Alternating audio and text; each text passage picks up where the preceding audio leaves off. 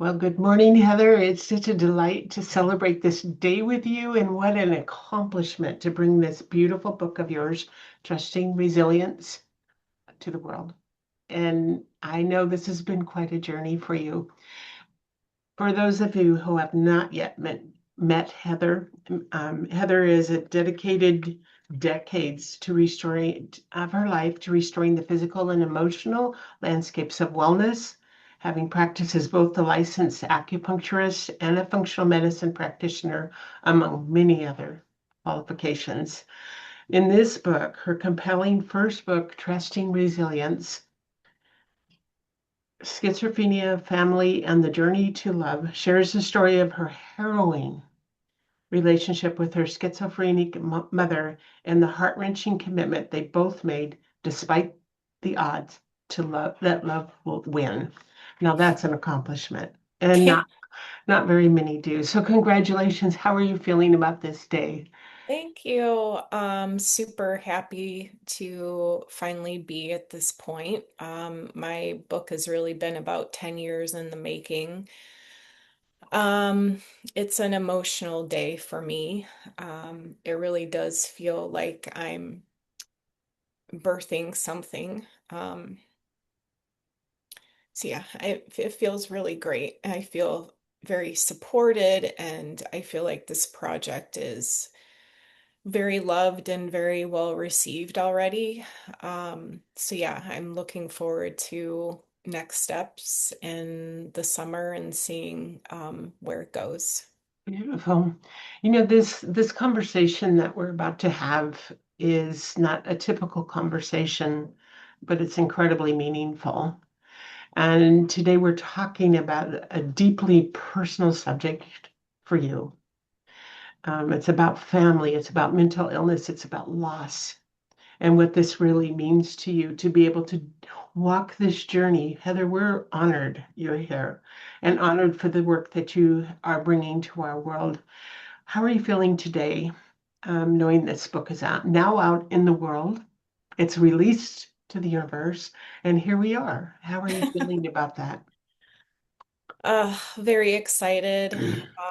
My launch team, I've had about 30 or so people read the book so far. And the feedback that I've gotten is very validating. And ultimately, what I want for this book is a call to action. I hope it inspires people to get involved with their communities, to really use the material in this book to reflect on their own lives, like what is their relationship with their parents, with their kids. Where do they feel like they need to grow? Where do they feel like they're having missed opportunities? Um, and really getting this book into hands of students and up and coming people in the world of government and policy making and therapy. So yeah, and I'm the feedback that I've gotten, I feel like that's really possible.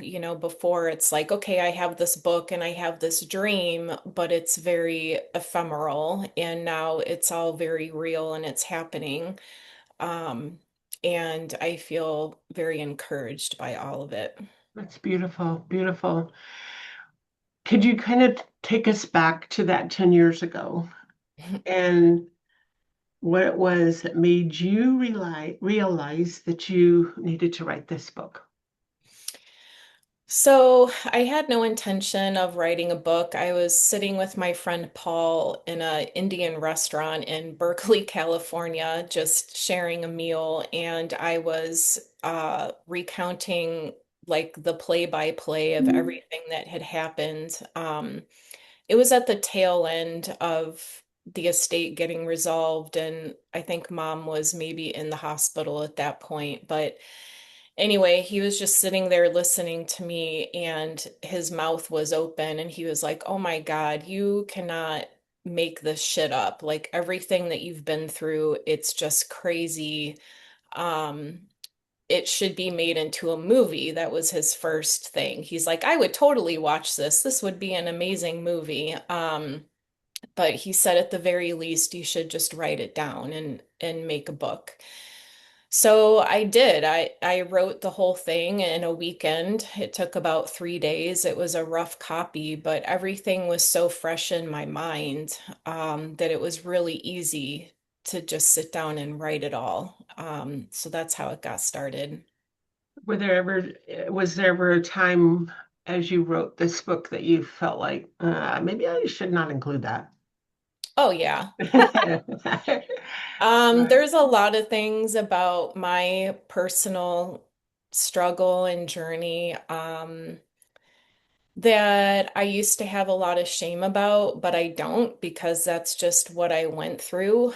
And my editor actually asked me, she's like, "Well, do you want to take out certain things?" And I thought about it and I'm like, "No, I don't because this is who I am. This is part of my story. This is the result of being raised by someone with a mental illness and an absent father and not having the foundation of just basic needs being met, and how that creates a platform of not being able to make very good choices and um, self-medicating because I didn't really know what to do. And also, it was the 90s and there wasn't a lot of language that we have now around mental health and the effects of childhood trauma and abuse and neglect. And so it was a very lonely time.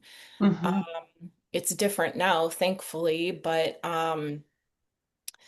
I I don't, we live in a world of social media. Everything looks perfect and wonderful, and we all know in our deepest selves that that's just not true.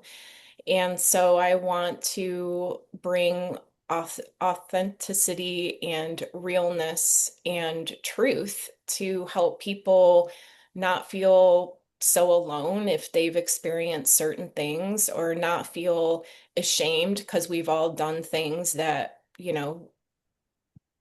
were not great. But that's And a fact. so, That's just part of life, isn't it? yeah, I mean, especially if we didn't have that solid foundation, we're until we figure the whole thing out, and as we go through the really tough times, that forms us into the people we are today. But I, I tend to feel like people need to know the story behind the story so that they can relate because they're feeling probably exactly the way you have felt and have been on that same journey but feeling all alone. yeah. Yeah. And one of the most profound moments for me, I was 37 and I went to my first AA meeting, and there was 50 people, 50 strangers in that room, and it was the first time in a really long time that I didn't feel alone. Just listening to people's stories, and so I know how powerful it can be. Um, to share those really vulnerable things, um, things that you don't want to talk about, that you want to hide. But truly, when you have a safe container, um, it can be a profoundly healing moment and it can change the trajectory of your life. So, Absolutely. All right. Yeah. So as you were navigating the time when you were there caring for your mother, what was one of the most difficult realities that you had to face in that journey? um, yes, there's a couple different things. Just her inability to, sign papers or go to the bank or do anything that could have made the process easier.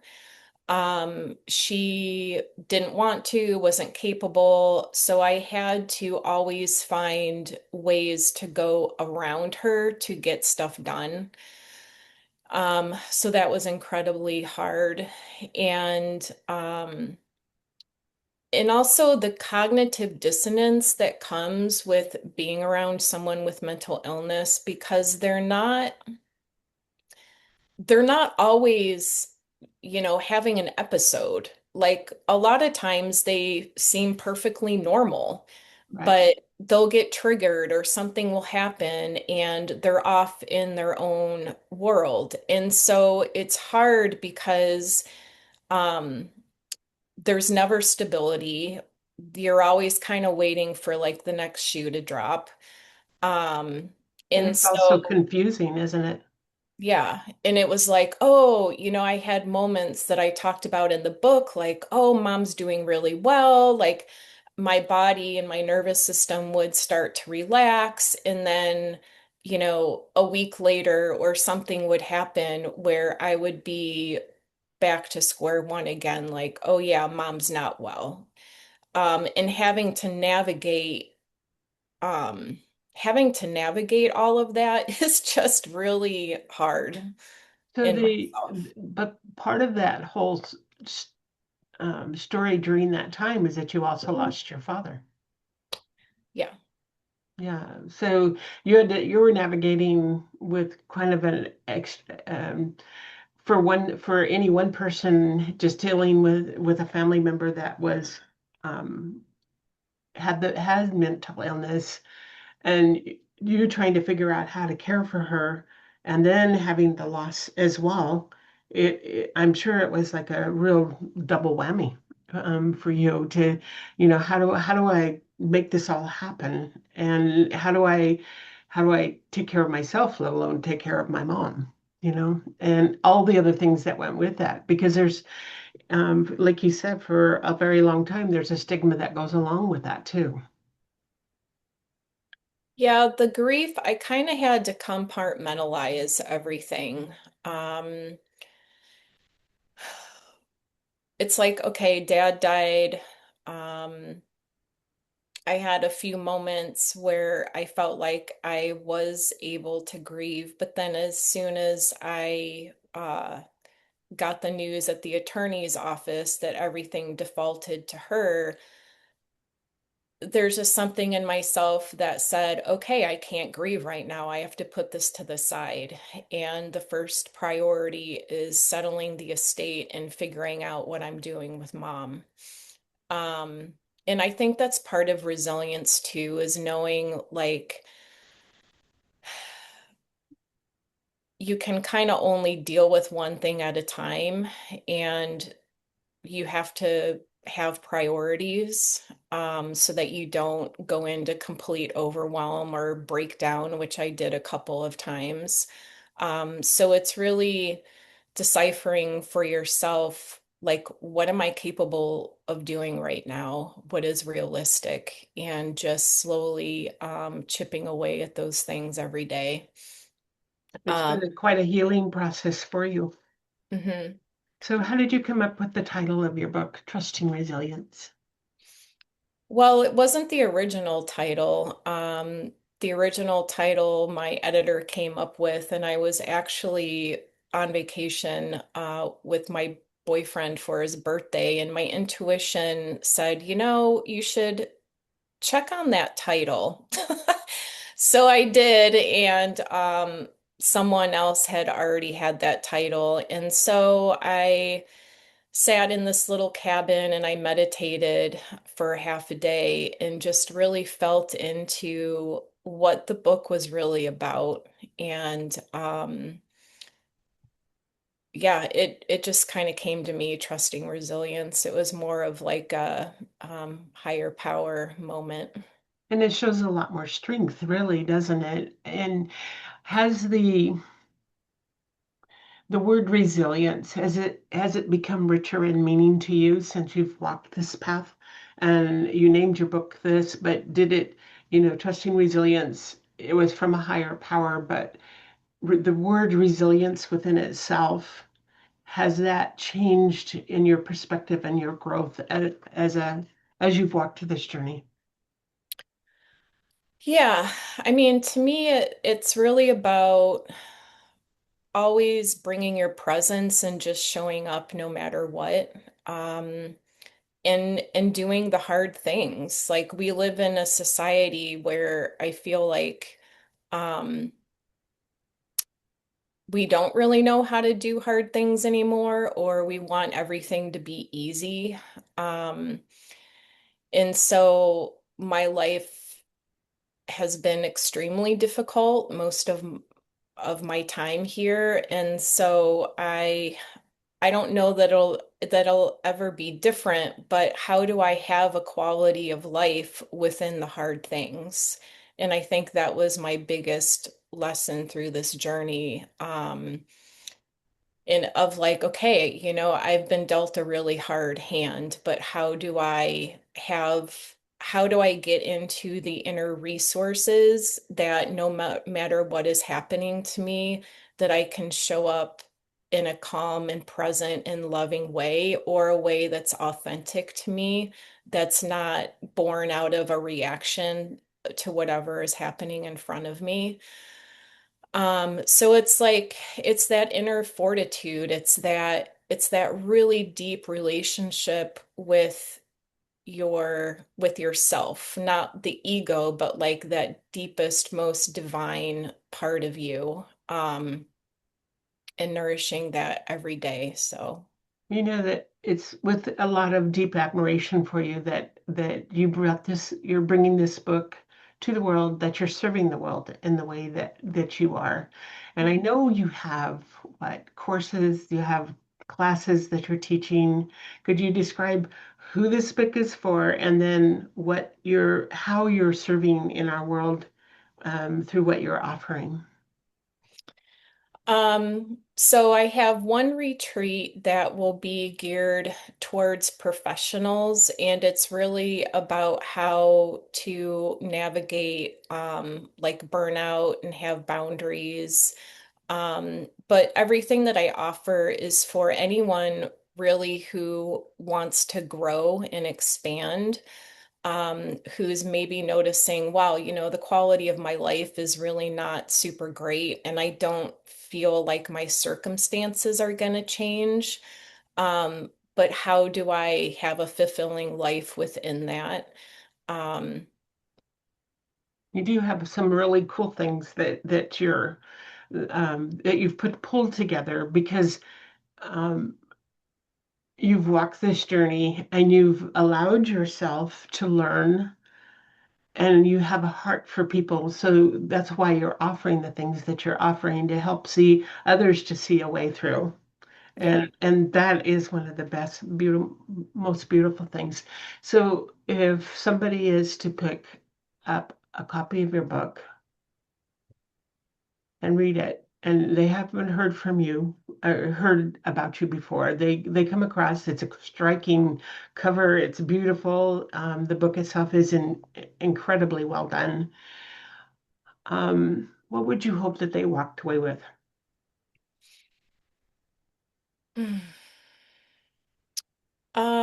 Well, kind of circling back to what I said in the beginning, I really hope that it impacts them, and they reflect on their own life. Again, like their relationships with friends, family, their community, the relationship with themselves, like where do they feel like they're not showing up, or that a place in their life that there needs to be healing, or something in themselves that they're avoiding. Um, yeah, I want there to be some sort of change, or them inspired to act in a way that's loving towards themselves or towards their community. Well, your book is like that will have that ripple effect of goodness going out to the world. And there's something beautiful about releasing a book to the world because it also releases from you. Um, it's like it sets free so many different things. Writing the book is has the same effect. Then releasing the book to the world has a huge effect on our overall well-being because we've accomplished something amazing, but we've also allowed ourselves to be led through this and listen to higher guidance and responded instead of reacted to, because if we have a reaction to something, that means it's not, typically, if you have a reaction to medicine, it's not a good thing. But if Yeah. you respond to medicine, that is a good thing. So that's how this whole journey has been for you. You've learned not to react, but to respond. And that is a beautiful thing. And what you're doing to work with others so that they can have that same joy, have that same ability to thrive and be well. And so yeah, I'm just wondering if your father could see this book today and held it in his hand, what would he say to you? Um, I think he would be really proud of it and also really surprised at how far both my mom and I have come, both individually and in our relationship together. I don't know that he'd be super excited to have his dirty laundry aired out into the world, but I know in my heart that on some level it was really liberating for him too, because I think he had a lot of um, shame and a lot of helplessness in his own life about what to do and how to show up as a father and as a husband. I know he struggled very silently, like he never talked about it really to anybody, but you could see it. So I think he would be relieved and very proud of it. And that needs to bring you great joy. So what does trusting resilience mean to you today in this moment? That I keep doing hard things. Um, Part of it too is getting really clear on a vision for my life and what I want. I feel like in decades past, I was trying a lot of things. Um, both spiritually, emotionally, identity wise. And so resilience for me now is really about taking all of that and distilling it down into creating a vision for what I want. And that really prioritizes things. It's in some ways, my life has gotten really narrow, but in a really good way. Like I don't have a lot of distractions, or doing things that aren't really progressing me in some way. And so I think the latter definition of resilience is taking all of that life experience and distilling it down into really co-creating your life with your higher power or your divine or whatever you want to call it. But it's not a static thing. It's constantly evolving, I feel. Right. Beautiful. So for anybody that's listening to this video, we have the link on the screen and we'll place it on the comments below. Ha have you ever had to support a family member that's been through something really difficult? I'm sure we don't hold a corner on the market. We've all, many people have. What does resilience mean to you personally? And if this is resonating with you, be sure and pick up a copy of the book, share it with somebody you know could really enjoy, and maybe even drop a big heart in the comment box below and just share your support of this beautiful woman that has grown, has learned, and is willing to shine brightly in our world. So congratulations to you, Heather. And this is the beginning of an amazing journey for you as you walk this path and live um, and continue to grow. And it's because of your beautiful choices. So congratulations. Thank you. Thank you so Uh, much. many blessings. Thank you.